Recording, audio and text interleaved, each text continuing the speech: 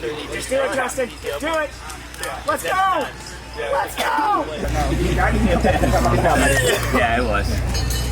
Okay, I feel so much better if I throw off. Awesome. All right, brother.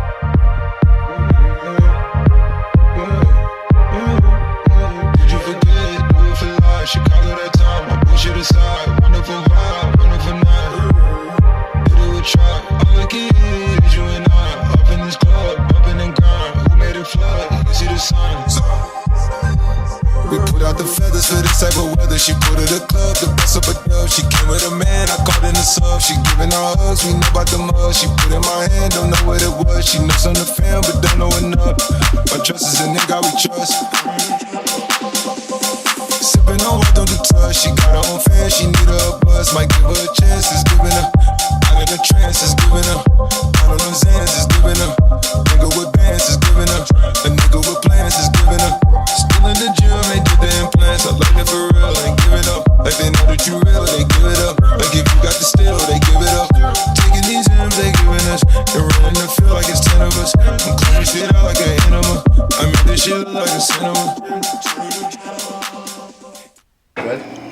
Testing. All right, 70.3 Michigan in the bank. 4th place on the day. I normally would be super happy with 4th place. It's tied with my best finish of the year, where I finished 4th at 70.3 Mont Tremblant.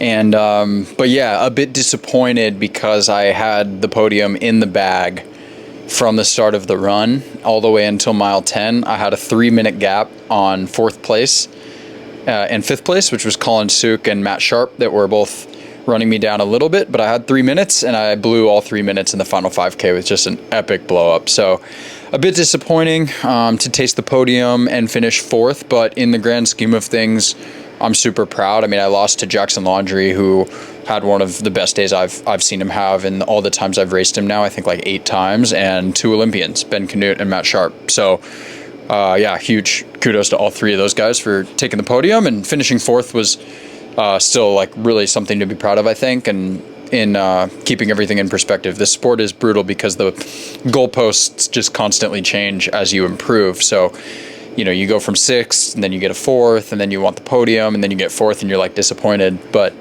you know, it's like Christian Blumenfeld, he wins the Ironman World Championship or wins the Olympics, and then anything but a win is just disappointing. So, you know, overall, I'm proud. If I zoom out and look at my season, it's just another solid result in what's been a really great season for me as my 2nd year as a professional. And yeah, I'm proud. I'm making some progress. It's sometimes hard to see because the gains are so small at this level, but really pretty great day until mile 10 of the run. Yeah. So we didn't get to make a pre-race video this week. How was your training going into it, and how did you feel once you got to Michigan? Yeah, training was really good. Which is why I had like a lot of confidence and pretty high hopes to make the podium today. I came off of Lake Placid, I got sick and then had a 0 week, literally 0 training for a full week. And then I did a camp in Napa with some of the Everyman Jack guys, and then just put my head down and got 4 really good weeks banked, mostly in Vegas, little training in Lake Tahoe. And my numbers were really good last weekend on the bike. Heart rate was super low, pushing race watts, and running has been coming around, feeling pretty good. Swims kind of stayed the same, but really comfortable. I might have mistimed the taper a little bit and taken it a bit too aggressive. I think I was feeling really good last weekend, and then I might have benefited from doing a little bit more this week. I really shut it down pretty significantly about a week ago, and felt a little bit flat. Like my heart rate was pretty high today relative to some of my other races. My bike power was actually a little bit lower. I think some of that's due to the flat course. It's just really hard to push the really big watts when you're not climbing out of the saddle or attacking as much. We just rode a little bit steadier than I've ridden some of the other races. But yeah, vibes were good. When I got to Michigan, Ben Canute, Just carbo loading and yeah, getting ready to grip it and rip it. and I stayed together this weekend. We had a great time. We got a beautiful little Airbnb, which you can see here. And we hung out, knocked out a few of our pre-race sessions together, a little bike, little run, little swim. And yeah, just had a great time. Really relaxed, no pressure. But yeah, I was feeling good, really confident. And then how did race day pan out? Yeah, I mean, race day, pretty uneventful morning, the usual. I showed up at the swim start ready to go. The takeout was good. Greg Harper got away real quick on the swim, and nobody was able to go with him, which I think in some ways benefited me because I knew I probably wasn't going to be able to swim in the Greg Harper exclusive front pack, but in fact there was no front pack. It was just Greg gapping the whole field. And so the front pack was Ben Canute, Matt Sharp, me, Matt McElroy, and I think one other guy made it in there. And yeah, it was pretty comfortable, honestly. It was never that hard. I was on Matt and Ben's feet the entire swim at like a 7 out of 10 effort. Couple little spots where I might have touched threshold, but overall happy with where the swim is progressing, and getting out with Ben and Matt was my goal. I knew that's where most of the bike firepower would be in terms of that front group, making sure we got away from Matt Sharp and Matt McElroy. So into T1, I was in, right where I wanted to be effort-wise, and got dropped in T1. Man, those guys just run so fast through T1, and with their ITU and Olympic backgrounds, like actual Olympics, they are just so quick getting on the bike. I don't know how they do it. I had a really good T1, but I still lost those 10 to 15 precious seconds, and then they were in my sight the first 5 miles of the bike, and I had to just work so hard to reel them back in. Ben gapped Matt Sharp and Matt McElroy, quickly caught Greg, and I knew I had to get up to Ben. So I actually had the fastest split of the day from miles 0 to 10, which was 21 minutes or something. I averaged 29.3 miles an hour and about 350 watts. That hurt. My heart rate never came down out of T1. It was in the 170s, and my threshold heart rate is 160. And so I think I just burned too many matches in that first 20 minutes of the bike, and it finally bit me in the butt the last 5K of the run. So yeah, overall a good swim, and then onto the bike. When you say they were fast coming out of T1, what does that really look like? What are you doing that's different from these guys that have that background? I mean, I honestly think it's just the run pace. I think those guys are running 5 flat through T1, and I'm running like 5:30. And so you've got, say a quarter mile, I don't know, rough math, that's like 10 seconds if they're 40 seconds a mile faster than me. So that's where I'm losing the time. I think it's not like putting on my helmet or my mount. I'm not doing a flying mount, but that's like 2 or 3 seconds. So there's a few little things, but ultimately I need to be able to come out of the swim a little bit lower, with a little bit lower heart rate, to be able to really sprint through T1 like at the pace they are. And I just need to be prepared to push the bike really hard early on. I mean, that's the reality of these races, is you get onto the bike and it's full gas until people are in the position they want to be in for the bike. So what does that mean our swim sets are about to look like? I don't know. You'll have to ask Coach. I feel like my swim is, I just need to be consistent, keep putting up the 20,000 yard weeks. And I don't think we have to change too much in the programming. It's a lot of aerobic based training. And I just need to keep going, keep doing what I'm doing. Okay, so how'd the rest of the bike pan out? Yeah, so Ben and I Grip it and rip it. got in a comfortable position about 10 miles in. It was just the two of us. We knew we had a huge gap on the field, at least about 90 seconds at that point. And we started working together, taking pretty quick turns, 2 to 4 minutes on the front. And we were rolling, nothing crazy hard, but like 310, 325 watts. Good solid effort. Finally got my heart rate below 160 at that point. And we rode all the way out to mile 35 turnaround. And right when we were hitting the turnaround, we're like, is that Jackson? No way. Because we were flying. And, I knew we were averaging over 28.5 miles an hour at that point. So it was pretty crazy that Jackson was able to bridge up to us by himself. That was super impressive. I mean, he must just be super, super aero after the changes he's made to his fit. And I think he was just pushing amazing power today. I think he averaged over 320 watts and probably normalized even higher than that. And he's 10 pounds lighter than Ben and I. So he was just flying. I mean, 155 on this course is crazy. Like, I think it was actually a little bit of a slower day than last year based on the power to speed splits that we looked at from Jackson's race last year to this year. And, he outrode Trevor, Lionel, and his split from last year by like over 2 minutes. So it was nuts. It was the strongest I've ever seen Jackson. Pretty awesome. I think, when he caught us, the three of us worked together, but he was doing most of the work on the front for a while. And I was sitting like 325 just to hold his wheel, 12, 14 meters back. And it was a really fair ride. We had refs on us all day, which was great. I think the second group did too. There wasn't, that much group dynamics, but it was the three of us. And then I finally went on the front. I put in one big attack around 360, 370 for a few minutes to see if Ben was hurting. And Jackson was right behind me. And then when I slowed down, Jackson actually attacked off the front and dropped both me and Ben. And then Ben came around me, tried to respond and bridge back up, but it was a bit too late. So yeah, I was suffering at that point, honestly. It was just power wasn't coming super easily. And mentally I was like, oof, I'm just hurting today, man. What's going on? And now looking back on it, it was the first 20 minutes of the bike. It just bit me in the you know what. So came into T2 about a minute down from Jackson, but I knew we had a big gap on the rest of the field, and it was Ben and I in podium position, and I was right where I wanted to be because I didn't think I was going to outrun Jackson or Ben today, and I was really hoping for that third place. So it was exactly the race plan I needed, but these rides are not getting any easier. You know, I'm just riding at full max effort, like all the way in from the start of the bike to the end of the bike. And I finished in T2, like first step of the run was painful. What did you finish the bike in, and what was some of the power data? I finished in 158.20 or something. I actually haven't looked at my time, but it was, I think, low 158. My best bike split ever. You know, yeah, it's fast course. There's some climbing, but not a ton, and the roads are in great shape. So proud of that for sure. Over 28 miles an hour. And my power was actually the lowest of the year, which is crazy. I think I normalized about 318-ish, and I averaged like 307, something like that. So average power was actually a little bit higher than some of my other races, but normalized was lower. And that's just due to the flat course and having no time where you're not putting the power down. Really no descents and no big climbs where you're pushing 400 watts. Just a lot of time, you know, between 320 and 350. But yeah. So after that bike, how was the run?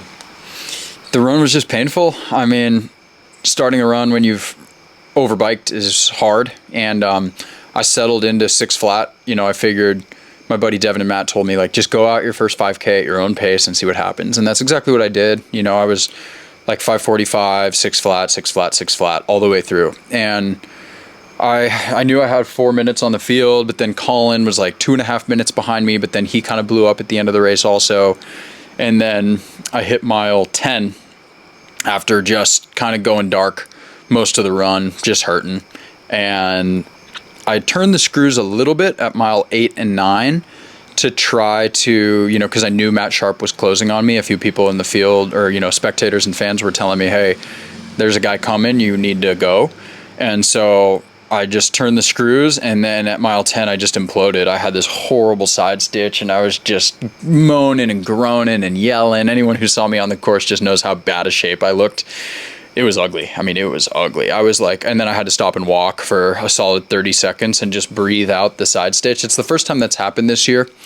It's easy to blame nutrition or electrolytes or carbs when you have stomach issues or stitches, but at the end of the day, my heart rate was high 160s, which is above threshold for 5K, 10K of that run, and I just ran out of matches, I think, at the end of the day. Like, I just blew up. And yeah, I don't think it was a nutrition issue, although I did eat more carbs yesterday than I ever have before, so stomach could have been a bit bloated. Yeah, hindsight's 2020. Like, I wish I had just slowed down a little bit at mile 7 or 8 or 9 from 6-minute pace to 6:15 pace, to not take so much of a risk, which I did, and I lost.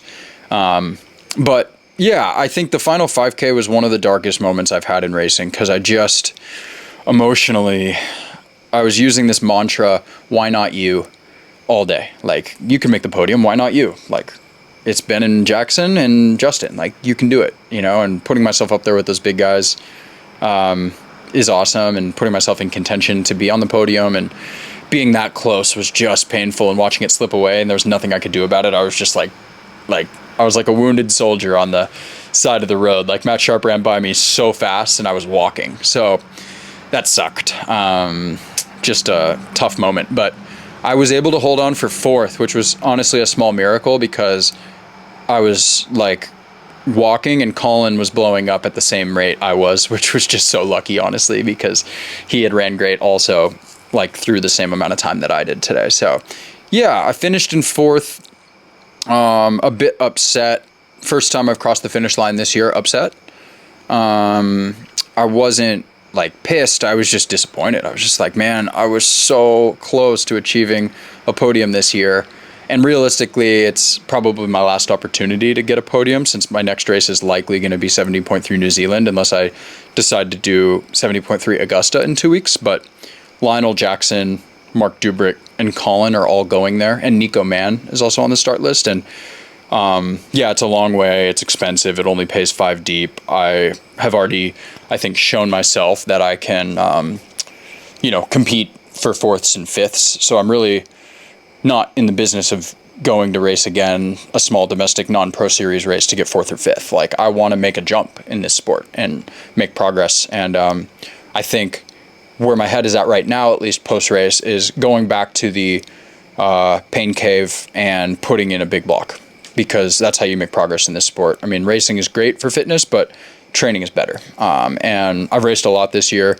Some of these guys are racing even more than me, which is just crazy. But again, I think as a guy with a full-time job who I've got a wedding next weekend in Maine, and then I'm going to Chicago for work, and then I'd be bringing my bike to the wedding, and it would just be this whole thing. So yeah, I just think I'm motivated, but I'm motivated to get to the next level, not motivated to just go race and be, having okay or the same results. I want to make that jump, and I don't think I can just go do it in 2 weeks without putting in a bunch more work. Yeah, I mean, when you look back at the mantra now, right, I was screaming it to you. Actually, one of my favorite parts of the race, this is actually the first time I remembered it. I'm following behind you, I think, past that little bridge, so as it going into mile 3, I get, right, down the out and back, that Eminem song came on. I said, what a perfect song for Justin right now. That was awesome. Lose Yourself. Yeah, Lose Yourself started blasting right at 5K. And literally right before that, you were like, dude, it's gonna get dark. I know. And that was mile 2. Yeah. I mean, I knew. That song came on, and I was like, this is a great way to go into the pain cave. Start with the classic, Yeah. How do you feel about that mantra now after completing the race? Yeah. I mean, why not you? I feel like I don't know. This is a new experience for me, racing at the front of these races. Like, I guess that's getting a little stale. Some people will be like, oh, you've been at the front all year, but it's like, triathlon has a short memory, A year and a half ago, I was on crutches, questioning if I should have ever turned pro and if I should just be in the amateur field. And now I'm disappointed with a 4th place and a $2,000 prize purse, like losing to 2 Olympians in Jackson. And it's like, damn, that's pretty cool. Like, I feel like I'm going to my first 70.3 World Championships as a professional, and that's also really special, like a lifelong dream almost, or, not even a lifelong dream, just like that'll never happen type moment. And yeah, even just like staying with Ben this Grip it and rip it weekend has been just like a huge honor to call him like a friend now, after a guy that I've looked up to since I started the sport, So it's just a cool thing, man. I'm living the dream. I am loving the sport. I'm loving where I'm at. I'm loving going all in on this thing, and just grateful because, like, yeah, I'm a little disappointed I didn't make the podium, but when I take like just even a baby step back, just freaking awesome, man, where I'm at. Yeah, I was going to say, I think where some of that feeling that you get from that initially, like disappointed at first for 4th, right? But they tier these races as a silver race versus gold races, right? And I get that. It's very important. But like you said, there's Olympians here. There's dogs at these races. This isn't, just because it's a silver race, that doesn't mean that this is an easy race by any stretch of the imagination. And it kind of blew my mind that there really wasn't press around there. Like, it almost felt like it was just like a local triathlon. It didn't even feel like the way the Pro Series is now. That felt like a local triathlon. Yeah. It was crazy. So I think going into it, competing at a very high level, okay, a silver race, right? Oh, I should podium a silver race because I'm doing X and Y at a Pro Series gold race. But I think you have to look at it like, dude, 2 Olympians in laundry. Yeah. Like, that's crazy. From, watching the rehab and when you said going back to the pain cave, dude, lived in there. Put in the work. So I think that's where a little bit of that comes from. For sure. Yeah, definitely, man. You mentioned that your next race is more than likely New Zealand. Is that the end of the season for you? You're going to 100% focus on Worlds? Yeah, I'm definitely going to Worlds. And yeah, focusing on Worlds might even be the wrong way to frame it. Like, I'm going for the experience, and if I do well, great. I want to just have a great day, and wherever I land, I land. Looking forward to experiencing New Zealand with my buddy Mike. And yeah, really my focus is just to start building for 2025 right now. Like, that's where my head's at. I feel like the middle of my season is now concluded with Mont Tremblant, Lake Placid, and Michigan. And now I focus on a huge block between September, October, November, which is going to be the longest stretch I'll go all year without racing. And then I'll do New Zealand and take a brief off season, but not super long, just through Christmas. And then I'll really get right back into it to prepare for whatever next year brings. You know, we're still waiting to see what the T100 series will look like and what the Ironman Pro series will look like in its second year. But realistically, my most likely plan is to show up at Oceanside, show up at St. George, show up at Mont Tremblant, do a bunch of the races I did this year and compete for podiums. You know, I've gotten to the level where if I just chip away a couple of minutes of my run and a few watts on the bike, I'm right there. So I can taste it, I can feel it, I know the recipe to improve those things, and it's recover, sleep, train consistently, and stay injury free. And keep banking 40-mile run weeks, keep banking 20K swim weeks, you know, and 10 to 12 hour bike weeks. And like, yeah, like I've said in some other videos, there haven't been that many months where I've strung all of those things together consistently over and over and over. And if I know if I can do that, I'll make a big jump. So that's what got me here. A year ago, I was not where I am now. And now I'm up there with the big dogs almost, and, or at least until the run.